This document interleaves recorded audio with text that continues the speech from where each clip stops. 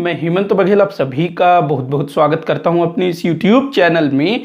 आज की इस वीडियो में हम लोग बात करने वाले हैं अंग्रेजों के भू राजस्व नीति के विषय में। देखिए, जो ब्रिटिश ईस्ट इंडिया कंपनी है वो प्लासी के युद्ध के पश्चात भारत में अपना सत्ता स्थापित करने का नींव रख देती है। उसके बाद फिर बक्सर के युद्ध से जो है उसको जो इलाहाबाद की संधि होती है उसके बाद उसको बंगाल, बिहार, उड़ीसा की दीवानी वसूल करने का अधिकार प्राप्त हो जाता है। और आगे चल करके 1773 के रेगुलेटिंग एक्ट के पश्चात ब्रिटिश ईस्ट इंडिया कंपनी, जो कि एक व्यापारिक कंपनी थी, भारत की शासक बन जाती है। मतलब भारत नहीं, बंगाल की शासक बन जाती है। अब चूंकि वो शासक बन चुके हैं बंगाल के, तो वहां पर उनको भू राजस्व भी वसूलना है। तो शुरुआत में जो बंगाल के जो पहले गवर्नर जनरल थे, तो उसने क्या किया, भू राजस्व वसूल करने के लिए ठेका पद्धति का सहारा लिया। जो वारेन हेस्टिंग्स था उसने पहले 5 वर्ष की ठेका प्रणाली लागू की, जो कि थोड़े समय चला। उसके बाद उस 5 वर्ष के ठेका प्रणाली को समाप्त करके 1 वर्ष की ठेका प्रणाली को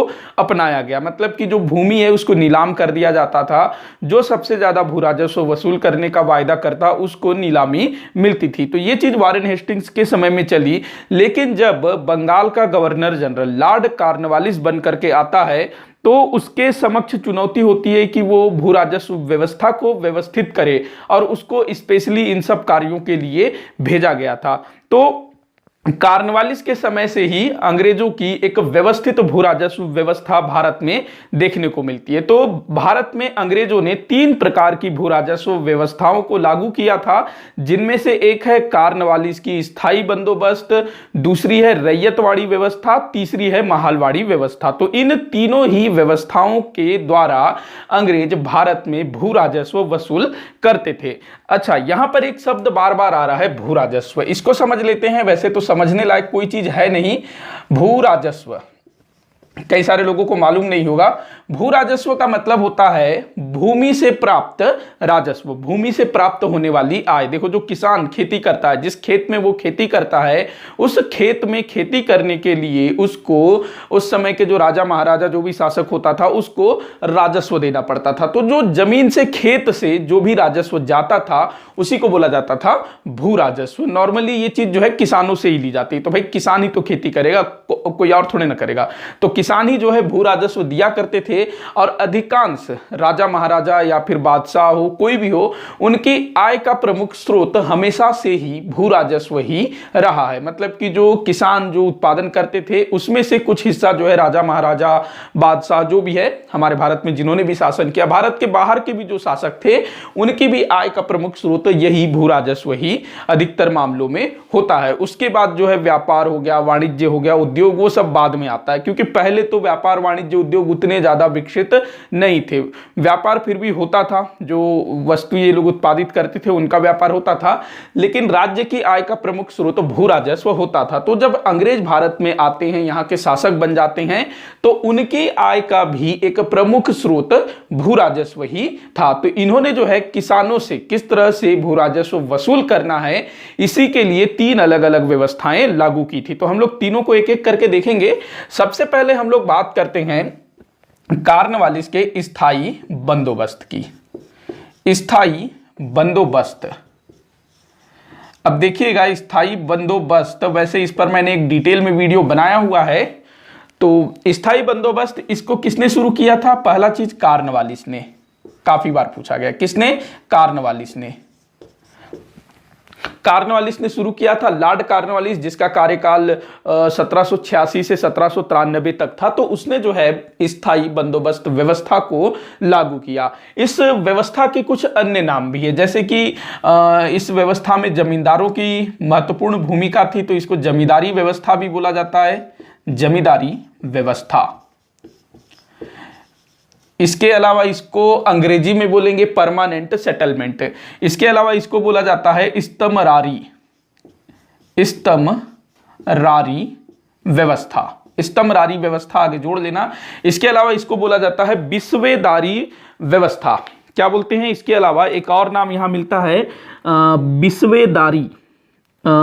ध्यान रखेंगे, बिस्वेदारी भी आपसे पूछा जा सकता है, जो कि बिल्कुल नया नाम है कई सारे लोगों के लिए। बिस्वेदारी व्यवस्था लिख देता हूं मैं यहां।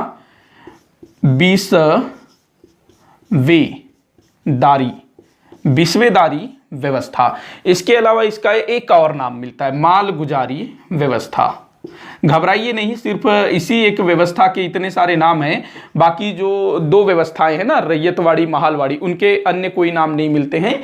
केवल स्थायी बंदोबस्त में आपको याद रखना है, चूंकि जमींदार इससे जुड़े हुए थे इसीलिए इसको जमींदारी व्यवस्था बोला गया। एक नाम इस्तमरारी व्यवस्था भी मिलता है, एक नाम बिस्वेदारी व्यवस्था भी मिलता है, और मालगुजारी व्यवस्था, ये सभी स्थायी बंदोबस्त को बोला जाता था। तो कॉर्नवालिस ने इसको शुरू किया। अब दूसरा चीज पूछा जाता है कि इसको कब शुरू किया गया। वैसे तो ये जो जमींदारी व्यवस्था थी इसकी शुरुआत हुई थी 1790 में।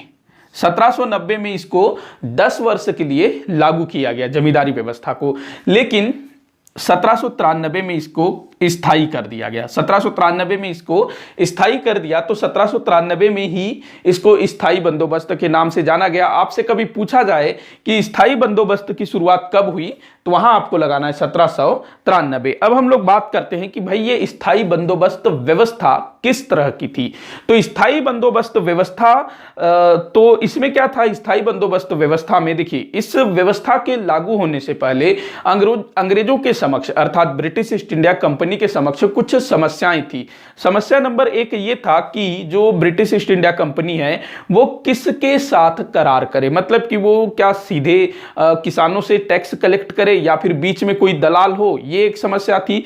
दूसरी समस्या ये थी कि कितने समय के लिए किया जाए, मतलब कि कुछ सीमित समय के लिए करना है या फिर स्थायी करना, ये था।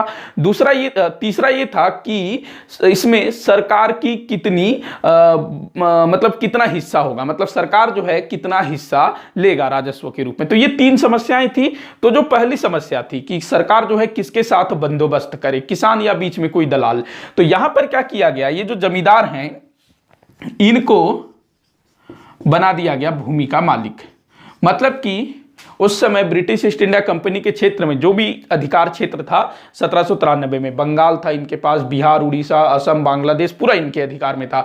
इसके अलावा कुछ मद्रास के आसपास के कुछ क्षेत्र, बंबई के आसपास के कुछ क्षेत्र इनके अधिकार में थे, और ये क्षेत्र थे। तो अंग्रेजों ने क्या किया, इस जो स्पेशली बंगाल, बिहार, उड़ीसा की जो भूमि है उसका मालिक बना दिया जमींदारों को।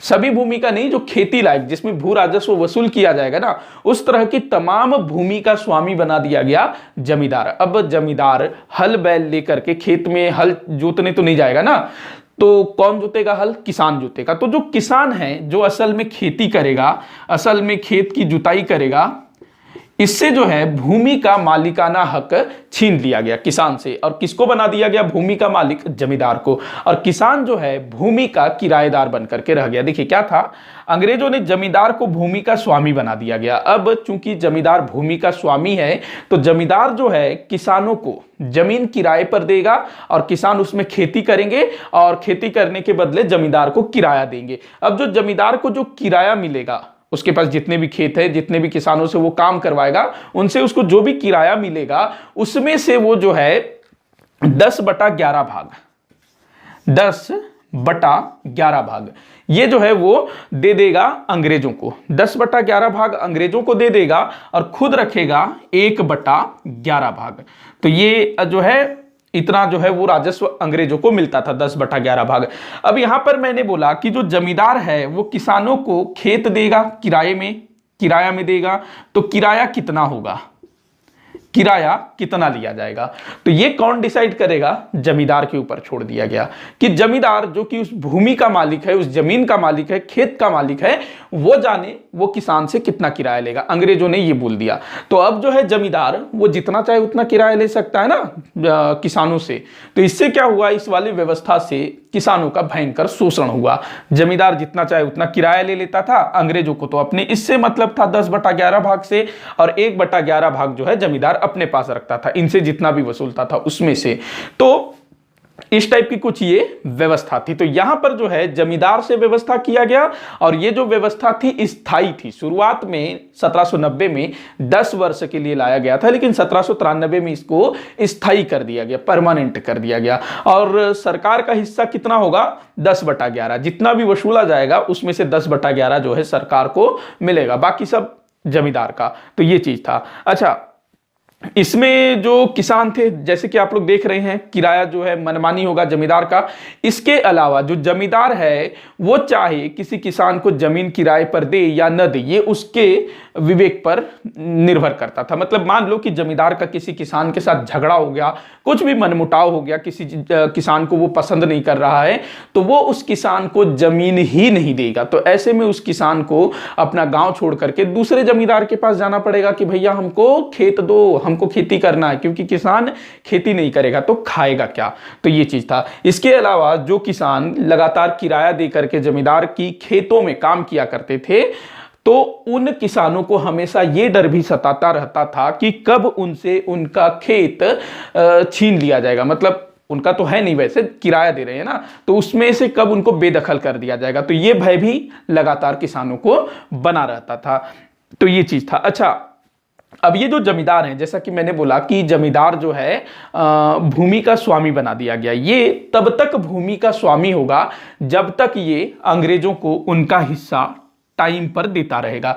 अगर जब कभी भी जमींदार अंग्रेजों को उनका हिस्सा है, जो 10/11 भाग है ना, मतलब कि जमींदार जब समय पर अंग्रेजों को लगान नहीं चुकाएगा, तो वैसे में इसकी जमींदारी का कुछ भाग नीलाम कर दिया जाएगा, बेच दिया जाएगा, और अंग्रेज जो है उससे अपना लगान प्राप्त करेंगे, या फिर उसकी जमींदारी छीनी भी जा सकती है अगर वो टाइम पर लगान नहीं अदा करता है। तो मतलब जमींदार के लिए भी यहां पर समस्याएं थी, लेकिन जमींदार जो है अपनी समस्या का निराकरण कैसे करता था? किसानों से अधिक किराया वसूल करके। जमींदारी व्यवस्था या फिर स्थायी बंदोबस्त व्यवस्था में ना एक नियम है, सूर्यास्त का नियम। सूर्यास्त का नियम क्या था? ये सूर्यास्त का नियम। तो आपसे पूछा जा सकता है कि सूर्यास्त का नियम किससे संबंधित है? तो देखिएगा, सूर्यास्त का नियम, इसमें क्या था कि जो जमींदार हैं उनको एक नियत तिथि दी जाती थी, एक निश्चित तिथि दी जाती थी कि इतने समय तक आपको जो है लगान जमा करना है, और उस तिथि के सूर्यास्त तक। सूर्यास्त मतलब सनसेट, जब सूरज डूबता है ना शाम का समय, तो जमींदार को एक निश्चित तिथि के सूर्यास्त तक भू राजस्व जमा कराना होता था। अगर वो उस समय तक भू राजस्व अदा नहीं कर पाता था, तब जो है उसकी जमींदारी का कुछ हिस्सा नीलाम कर दिया जाता था, या पूरी जमींदारी भी उससे छीन ली जाती थी। तो ये क्या था? स्थायी बंदोबस्त। अच्छा, यहां एक और चीज ध्यान रखेंगे कि यहां पर जो है, जो अंग्रेज, ब्रिटिश, ये मान लो आपके अंग्रेज, तो ये जो अंग्रेज हैं और ये किसान, तो इनके बीच में सीधा संपर्क नहीं होता था। यहां पर इस व्यवस्था में इनके बीच जो है सीधा संपर्क नहीं होता था। अंग्रेज किसके माध्यम से किसानों तक पहुंच रहे हैं?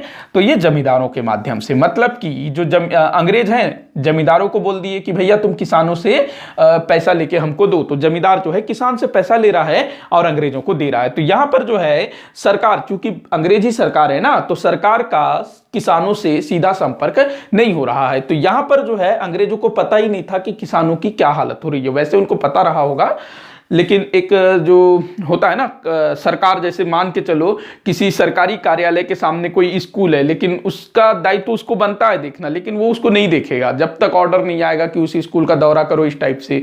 तो ये चीज, तो सरकार को पता ही नहीं कि किसान की क्या हालत है। तो ये स्थायी बंदोबस्त, इसके संबंध में सारा कुछ याद रखिएगा। इसके बाद हम लोग बात करते हैं रैयतवाड़ी व्यवस्था के विषय में। रैयतवाड़ी, अच्छा, ये जो क्या कहते हैं स्थायी बंदोबस्त व्यवस्था है ना, ये कहां कहां लागू हुआ था? तो एक तो बंगाल में लागू हुआ था, बंगाल, इसके अलावा उत्तरी कर्नाटक में भी इसको लागू किया गया, और बनारस क्षेत्र में भी इसको लागू किया गया। कौन कौन से स्थान? बंगाल याद रखेंगे, पहला बंगाल, दूसरा उत्तरी कर्नाटक, तीसरा बनारस और उसके आसपास का क्षेत्र। और ये जो है स्थायी बंदोबस्त पूरे भारत में उस समय ब्रिटिश ईस्ट इंडिया कंपनी के अधिकार क्षेत्र में जितना भी क्षेत्र था ना, उसके मात्र 19% हिस्से में ही इसको लागू किया गया था। कितने प्रतिशत? 19%। भारत के 19% क्षेत्र में ही इसको लागू किया गया था और ये वो 19% क्षेत्र था जो सर्वाधिक उपजाऊ क्षेत्र था। ध्यान रखेंगे, बंगाल का जो क्षेत्र है काफी उपजाऊ है, उसके बाद जो बनारस और उसके आसपास का जो क्षेत्र है वो भी काफी उपजाऊ था, और उत्तरी कर्नाटक वहां पर भी जो आपका जो क्या कहते हैं कृष्णा नदी हो गया, तुंगभद्रा नदी हो गया, गोदावरी नदी हो गया, तो वो सब है, तो वो क्षेत्र भी अच्छा खासा उपजाऊ था। तो ये 3 स्थानों पर स्थायी बंदोबस्त व्यवस्था लागू हुआ। इसके बाद दूसरा में बात करेंगे हम रैयतवाड़ी व्यवस्था। रैयतवाड़ी व्यवस्था, तो ये व्यवस्था कैसी थी देखते हैं इसके बारे में। देखिएगा, इस व्यवस्था को यहां पर जो रैयत शब्द लगा है ना, रैयत, इसका मतलब होता है किसान। रैयत का मतलब क्या होता है? किसान।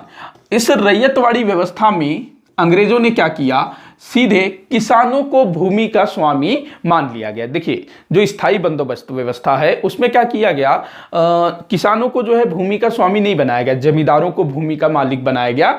वहीं रैयतवाड़ी व्यवस्था में जो भूमि में जो खेती कर रहे हैं किसान, जो भूमिदार थे, उनको जो है मालिक बना दिया गया। तो यहां पर रैयतवाड़ी व्यवस्था में किसान जो हैं भूमि के मालिक थे, मतलब अंग्रेज जो हैं सीधे किसानों से टैक्स वसूल करेंगे। स्थायी बंदोबस्त में अंग्रेजों का सीधा सीधा किसान से संपर्क नहीं हो रहा था, लेकिन यहां पर जो है अंग्रेजों का सीधा सीधा किसान से संपर्क होता है। तो अब आप लोगों को लग रहा होगा कि जो स्थायी बंदोबस्त व्यवस्था है जहां पर जमींदार किसानों को बड़े परेशान करते थे, तो रैयतवाड़ी व्यवस्था में किसानों की थोड़ी अच्छा दशा रहा होगा, ये आप लोग सोच रहे होंगे। तो ऐसा बिल्कुल भी नहीं है, इस व्यवस्था में भी किसानों की हालत वैसी थी जैसा स्थायी बंदोबस्त में व्यवस्था में थी। देखो, किसान ना चाहे कल का हो या आज का हो, उसका शोषण अनवरत जारी है। अभी कुछ दिन पहले हुआ ना किसान आंदोलन, तो किसान कभी भी सुखी नहीं रहा है, आज भी नहीं है ना किसान। तो किसान से इसमें सीधा सीधा संपर्क किया गया। अब इस व्यवस्था को किसने और कब लागू किया, ये हम लोग देखते हैं। तो सबसे पहली बार 1792 में कर्नल रीड, नाम याद रखना, कर्नल रीड, इसने जो है जो मद्रास में एक स्थान है, क्या नाम स्थान है, मैं एक बार देख लेता हूं, मैं नाम भूल रहा हूं। ये ना मद्रास में एक स्थान पर इनका अधिकार हो जाता है। उसके बाद वो लोग जो है इस वाले व्यवस्था को लागू करते हैं। 12 महल, ये जो 12 महल है ये मद्रास के अंतर्गत एक जिला हुआ करता था। तो जब 12 महल जिले पर अंग्रेजों का अधिकार होता है तो कर्नल रीड के द्वारा 1792 में वहां के जो किसान हैं उनके साथ सीधा सीधा करार किया जाता है लगान को लेकर के, जिसको रैयतवाड़ी व्यवस्था बोला गया। तो 12 महल ध्यान रखेंगे, लेकिन ये जो व्यवस्था थी 1792 वाली उतनी अच्छी नहीं थी, उत्तम नहीं थी। इसके बाद 1820 में टॉमस मुनरो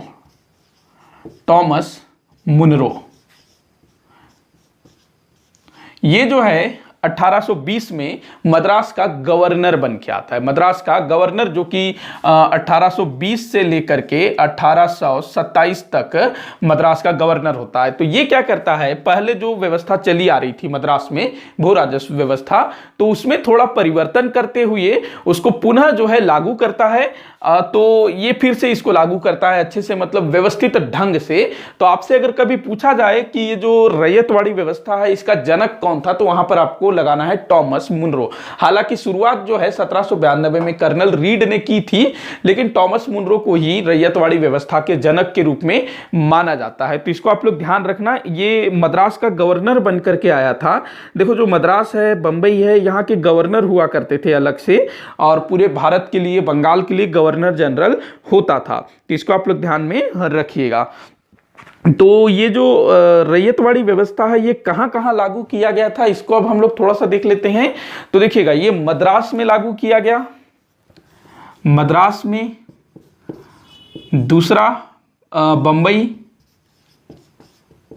इसके अलावा असम में भी इसको लागू किया गया। ये आप स्पेशली याद रखेंगे, असम, असम जो कि बंगाल प्रेसिडेंसी का हिस्सा हुआ करता था, वहां पर स्थायी बंदोबस्त व्यवस्था लागू नहीं की गई थी, उसमें ये रैयतवाड़ी व्यवस्था लागू की गई। मद्रास जो नीचे जो तमिलनाडु वाला जो क्षेत्र है ना, उसके अंतर्गत बहुत सारे क्षेत्र आते थे। बंबई, बंबई मतलब ऐसा नहीं कि जो बंबई सिटी आज आप लोग जो देखते हैं ना बंबई शहर, वो नहीं, उसके आसपास का जितना क्षेत्र है ना जो मराठों से अंग्रेजों ने जीता था। 1818 में मराठों के साथ तृतीय आंग्ल मराठा युद्ध होता है और बहुत सारे क्षेत्र जो है अंग्रेजों को मिल जाते हैं उस समय।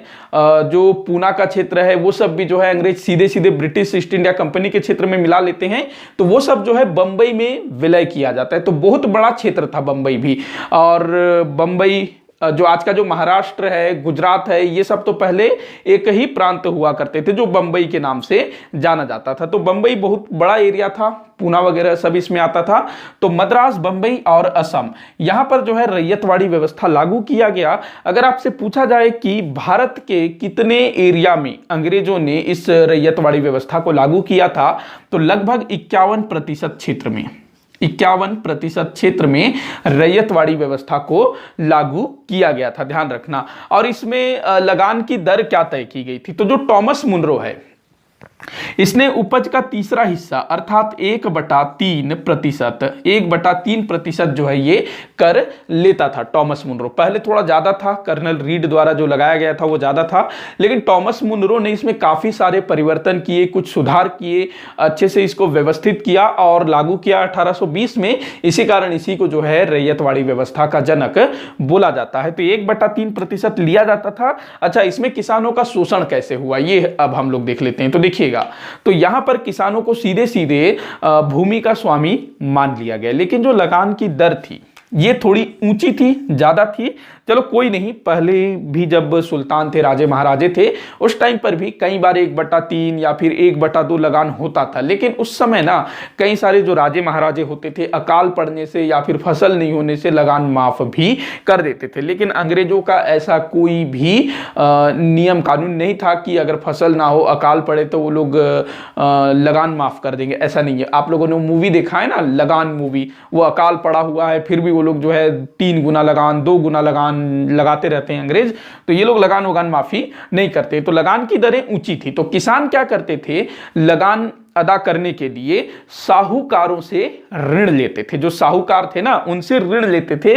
और इसी कारण ना कई सारे किसानों ने दक्कन में साहूकारों के विरुद्ध, जमींदारों के विरुद्ध विद्रोह किया था। 1857 की क्रांति के बाद बहुत सारे किसान विद्रोह हुए और ये विद्रोह ना कई बार अंग्रेजों के विरुद्ध न होकर के साहूकारों के विरुद्ध था, जमींदारों के विरुद्ध था। क्योंकि ये जो साहूकार थे, जमींदार थे, किसानों का बहुत ज्यादा शोषण करते थे। देखो, बंगाल में जो जमींदार थे वो किसानों का शोषण करते थे, लेकिन यहां पर ये जो दक्षिण भारत में या फिर दक्कन में, यहां पर जो साहूकार थे ना, साहूकार जो सूद पर पैसा देते थे, उधार पैसा देते थे किसानों को, उनका कोई चीज गिरवी रख लेते थे, घर या जमीन गिरवी रख लेते थे, तो साहूकार से जो है ये लोग कर्जा लेकर के लगान अदा कर लेते थे। तो ये साहूकार फिर बाद में शोषण करता था, उनके जमीन को हड़प लेता था, घरों को हड़प लेता था। इसके अलावा गांव के जो प्रमुख लोग होते थे ना, जो थोड़े से जिनके पास थोड़ा सा ज्यादा खेत था, जिनका अंग्रेजों के साथ उठना बैठना होता था,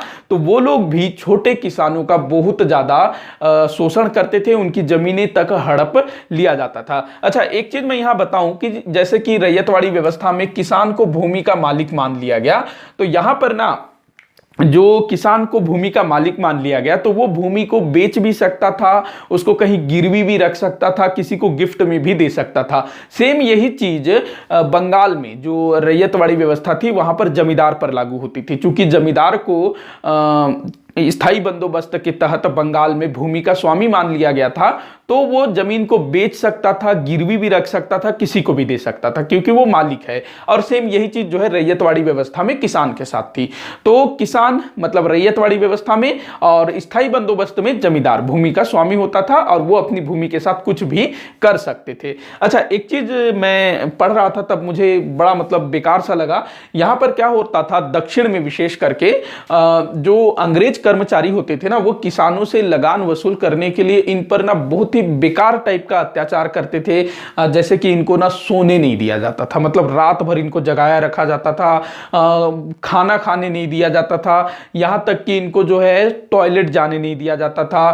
मतलब टॉयलेट आया है और वो न जाए तो सोचिए आपको कितना परेशानी होगा। तो इस तरह से जो है इनको अत्याचार किया जाता था। इसके अलावा ना पीठ पर ना ईंटें बांध दी जाती थी, घुटनों में काफी कुछ बांध दिया जाता था, मतलब मारा पीटा नहीं जाता था। अगर मारते पीटते तो ये लोग फिर शिकायत करते, इसीलिए ये लोग जो है इस टाइप के अत्याचार करते थे। ये दक्षिण में ही बहुत होता था इस टाइप का चीज, तो इसको ध्यान रखिएगा। इसके बाद हम लोग बात करते हैं महालवाड़ी व्यवस्था के विषय में।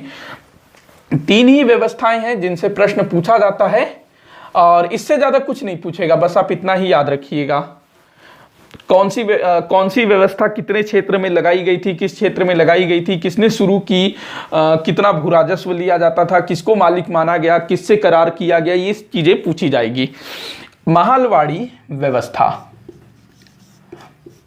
महालवाड़ी व्यवस्था, ये जो महालवाड़ी व्यवस्था है इसके तहत अंग्रेजों ने क्या किया, न तो इसमें जमींदारों की नियुक्ति की और न ही वो सीधे किसानों से संपर्क करते थे। यहां पर क्या था, महालवाड़ी व्यवस्था में जो पूरा जो गांव है मतलब गांव वाले को ये बोलते थे कि आप लोग जो है हमारा मतलब एक गांव पर वो लोग कर लगाते थे। गांव में जितना भी खेत है उसका नाप वाप लेते और उस गांव पर कर लगाते थे। उसके बाद गांव वालों की जिम्मेदारी बनती थी कि वो लोग जो है आपस में पैसा इकट्ठा करें, कर इकट्ठा करें और जितना भी हुआ है वो अंग्रेजों को दे। मतलब देखो, जो रैयतवाड़ी व्यवस्था थी उसमें जो है डायरेक्ट किसानों से कर लिया जाता था, जमींदारी व्यवस्था में जमींदार के माध्यम से कर लिया जाता था। लेकिन ये जो महालवाड़ी व्यवस्था है इसमें जो भूमि का स्वामी है वो किसान ही होता था, लेकिन डायरेक्ट किसान से कर नहीं लिया जाता था। क्या किया जाता था, गांव से कर लिया जाता था और गांव को ही कहा जाता था महाल। गांव को क्या कहते थे, महाल। तो पूरे गांव से जो है इकट्ठे कर लिया जाता था। और क्या होता था, गांव का जो मुखिया होता था और एक मिलता है एक व्यक्ति का नाम लंबरदार, गांव में हुआ करता था लंबरदार। तो इस लंबरदार अथवा फिर गांव का मुखिया, इसका दायित्व बनता था कि वो जो है जितना भी कर लगाया गया है गांव पर उतना इकट्ठा करे और अंग्रेजों को दे दे। मतलब कि सीधे सीधे किसी किसान से अंग्रेजों का आमना सामना नहीं होता था। तो गांव जो है मिल करके इसमें लगान अदा करता था। तो यहां पर देखिएगा, यहां पर भी समस्याएं थी। यहां पर तो लगान की जो दरें थी ना 80% थी शुरुआत में, बाद में फिर 66% किया गया, बाद में 50% किया गया। तो इसको किसने शुरू किया उसको हम लोग देखते हैं। तो इसकी शुरुआत होती है 1819 में। हाल्ट मैकेंजी किसने शुरू किया था, ये काफी पूछा जाता है, चाहे वो महालवाड़ी हो, चाहे वो रैयतवाड़ी हो या फिर स्थायी बंदोबस्त हो, किसने शुरू किया था ये बहुत पूछा जाता है। तो हाल्ट मैकेंजी इसने महालवाड़ी व्यवस्था को शुरू किया, रैयतवाड़ी व्यवस्था को टॉमस मुनरो ने और स्थायी बंदोबस्त को कॉर्नवालिस ने। तो हाल्ट मैकेंजी ने इसको शुरू किया। कहां कहां पर ये लागू हुआ था, कहां कहां पर ये लागू हुआ था, तो मध्य प्रांत ये पहले एक प्रांत हुआ करता था। उसके बाद उत्तर पश्चिम सीमा प्रांत, उत्तर पश्चिम सीमा प्रांत से आप ये मत समझो कि वो जो पाकिस्तान में है ना उत्तर पश्चिम सीमा प्रांत, वो नहीं। उत्तर प्रदेश को उस समय उत्तर पश्चिम सीमा प्रांत बोला जाता था। तो उत्तर पश्चिम प्रांत, उत्तर पश्चिम प्रांत मतलब कि उत्तर प्रदेश। इसके अलावा पंजाब, इन 3 स्थानों पर जो है ये अपना जो महालवाड़ी व्यवस्था है इसको लागू किया गया था। ये कितना क्षेत्र होता था, तो 30%। महालवाड़ी व्यवस्था को 30% क्षेत्र पर लागू किया गया था। वही मैंने बताया स्थायी बंदोबस्त, उसको जो है 19% क्षेत्र पर लागू किया गया। उसके बाद जो रैयतवाड़ी व्यवस्था है उसको 51% क्षेत्र पर लागू किया गया और ये 30% क्षेत्र पर। तो आप इसको टोटल करेंगे तो क्या आंसर आएगा, 100। तो भारत के पूरे क्षेत्र में ये 3 व्यवस्थाएं, जो महालवाड़ी व्यवस्था है वो टोटल 30% एरिया में लागू की गई थी, स्थायी बंदोबस्त व्यवस्था 19% क्षेत्र में लागू की गई थी, रैयतवाड़ी व्यवस्था 51% क्षेत्र में लागू की गई थी, तो इसको ध्यान में रखिएगा। अच्छा, मैंने बताया कि इसमें जो है लगान की दरें बहुत ज़्यादा ऊंची होती थी। शुरुआत में 80% तक लिया जाता था, मतलब कि मान लो किसी ने 100 बोरा उत्पादन किया तो उसमें से 80 बोरा जो है लगान के रूप में देना पड़ेगा। लेकिन बाद में जो विलियम बेंटिक है, बंगाल का गवर्नर जनरल बनकर के आया था लॉर्ड विलियम बेंटिक, तो उसने क्या किया, लगान की दर को घटा करके 2/3% किया। कितना? 2/3, अर्थात 66%। इसके बाद ये भी ज्यादा था, 2/3%, 66% भी तो बहुत ज्यादा है ना। इसके बाद जब डलहौजी आता है तो डलहौजी ने क्या किया, 1/2, अर्थात 50% लगान निश्चित किया, मतलब कम किया। लेकिन ये भी बहुत ज्यादा था, और इन्हीं सब चीजों के कारण किसानों ने 1857 की क्रांति में सैनिकों का बढ़ चढ़ करके सहयोग किया था। तो ये महालवाड़ी व्यवस्था, इसको आप लोग ध्यान में रखिएगा। इसमें भी किसानों को जो है काफी समस्याएं हुई। देखो क्या होता था, क्योंकि पूरे गांव को मिलकर के लगान अदा करना होता था, तो जो लंबरदार है या फिर जो गांव का जो मुखिया होता था, जो ग्राम सभा उस समय होती, आज के समान ग्राम सभा ग्राम पंचायत नहीं होता था उस समय ना। भारत में प्राचीन समय से ही गांवों में अलग टाइप का प्रशासन होता था। गांव के लोग जो है अपने हिसाब से अपना एक मुखिया चुन लेते थे, वो जो है गांव की जो छोटी मोटी समस्याएं हैं, छोटे मोटे झगड़े लड़ाई हैं, उनका निपटारा करता था। तो जो गांव का जो मुखिया होगा, ग्राम सभा का जो हेड होगा, जो लंबरदार होगा, ये लोग क्या करते थे, ये जो गांव के जो किसान हैं उनसे जो है किसी से ज्यादा वादा भी ले लेते थे। कईयों का जमीन तक भी ये लोग हड़प लेते थे। मतलब ना, जो थोड़ा सा अमीर टाइप का बंदा होता है कहीं पर भी, वो थोड़ा सा शोषण करता है अपने से नीचे स्तर के लोगों को। तो यहां पर ये चीज भी हुआ। मतलब जमींदार यहां नहीं थे, लेकिन जो गांव के जो प्रमुख प्रमुख लोग थे, कहीं ना कहीं उन्होंने ही जमींदारों की भूमिका निभाई। देखो, अगर मान लो आज भी किसी किसान के पास अगर बहुत सारा जमीन है, बहुत सारा जमीन है, तो वो क्या खेती करेगा? नहीं करेगा। वो तो भाई आदमी लगाएगा ना, क्योंकि उसके पास खूब सारा जमीन है। आदमी लगाएगा, नौकर लगाएगा, उनसे काम करवाएगा, उससे अधिक उत्पादन होगा तो वो आराम से घर में बैठा रहेगा। वो बस निरीक्षण करेगा, किधर काम हो रहा है, कहां पर क्या करवाना है, ये सब करेगा वो। तो एक तरह से जिसके पास ज्यादा जमीन है तो वो भी जमींदार टाइप का ही काम करेगा। किसी किसान को दे देगा किराए में कि भाई मेरे पास इतना खेत है, खाली पड़ रहता है, तो मेरे को इतना इतना दे और खेती कर ले। आज भी शायद उत्तर प्रदेश में जो कई सारे ऐसे किसान हैं जिनके पास खेत नहीं है, तो वो लोग जो है दूसरों का खेत किराए में लेकर के खेती करते हैं, जिसको शायद चौथी बोला जाता है। शायद वो जो उपज का चौथा हिस्सा शायद वो किराए के रूप में देना होता है। शायद आप लोग बताइएगा कोई अगर उत्तर प्रदेश से है तो ये वाली प्रथा जो है आज भी चल रही है जहां तक मुझे मालूम है। तो ये महालवाड़ी व्यवस्था, स्थायी बंदोबस्त और रैयतवाड़ी, तीनों में डिफरेंस भी मैंने बता दिया। तो आप लोग ध्यान रखेंगे इन सब चीजों को। यहां से जो है अक्सर परीक्षाओं में प्रश्न पूछा जाता है। इसी के साथ आज का ये वीडियो यहीं पर समाप्त होता है। आप लोग मुझे कमेंट करके बताइएगा कि आप लोगों को टॉपिक अच्छे से समझ में आया या नहीं। कहीं भी कुछ भी डाउट हो तो जरूर बताइएगा, ताकि मैं उसको सॉल्व कर सकूं। वीडियो को जितना हो सके उतना आप शेयर कर दीजिएगा, लाइक करिएगा वीडियो को। वीडियो को आखिर तक देखने के लिए बहुत बहुत धन्यवाद।